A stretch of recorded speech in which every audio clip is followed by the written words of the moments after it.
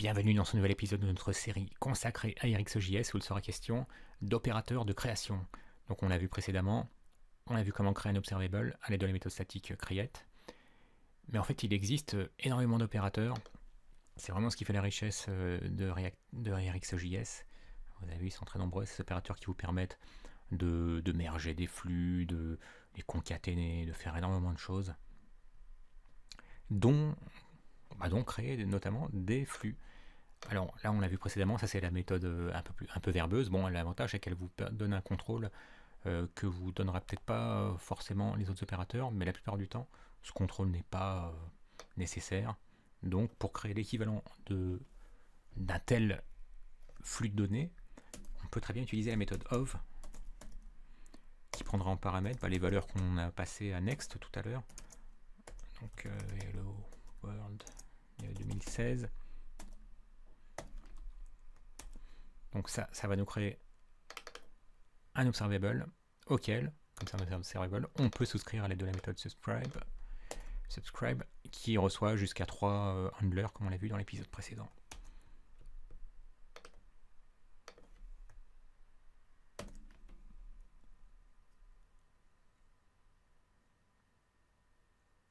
Et vous remarquez que le résultat est le même, non seulement on reçoit bien des données qui sont poussées par next, mais en plus l'observable nous informe qu'il est à l'état complete, donc il n'en retournera plus de données. On peut également créer un observable à l'aide d'un tableau existant. Par exemple, on reprend notre exemple de fruits. On aurait un tableau qui comporte des pommes, des abricots,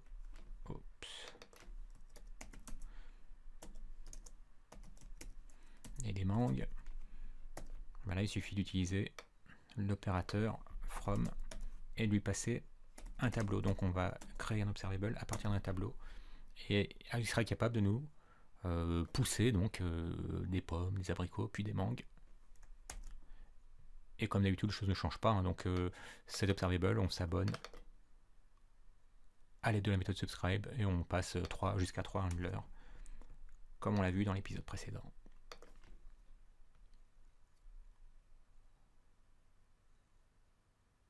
Voilà, pomme, abricot, mangue, et vous remarquez que le complete également nous est passé, donc c'est comme si on appelait observer.complete.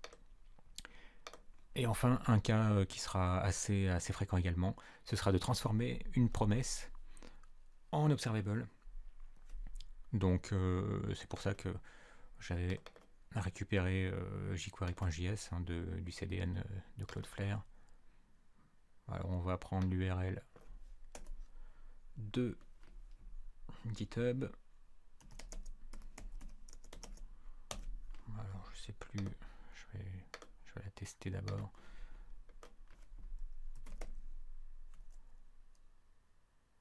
Voilà, celle qui nous retourne des emojis, elle sera très bien. On voit qu'elle marche, on récupère cette URL.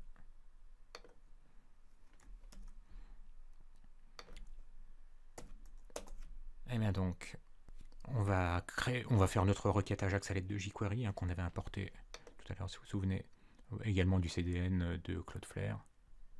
Donc on dispose de l'objet $, qui a une méthode getJSON qui prend en paramètre une URL, et getJSON retourne une promesse. Donc il faudrait normalement ensuite utiliser la méthode then pour récupérer les données récupérées, ou bien catch s'il y avait eu un problème. Donc nous, ce qu'on va faire, on veut transformer donc le résultat de l'appel de getJSON, donc cette promesse qui est retournée, en observable à l'aide de la méthode from.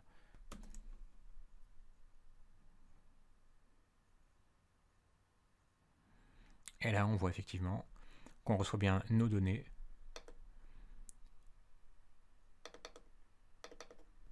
et qui comportent bien nos emojis. Voilà, donc ça, c'est une petite introduction aux opérateurs, notamment les opérateurs qui permettent de créer des observables. Merci d'avoir suivi cette vidéo. On fait un peu de ménage et à bientôt.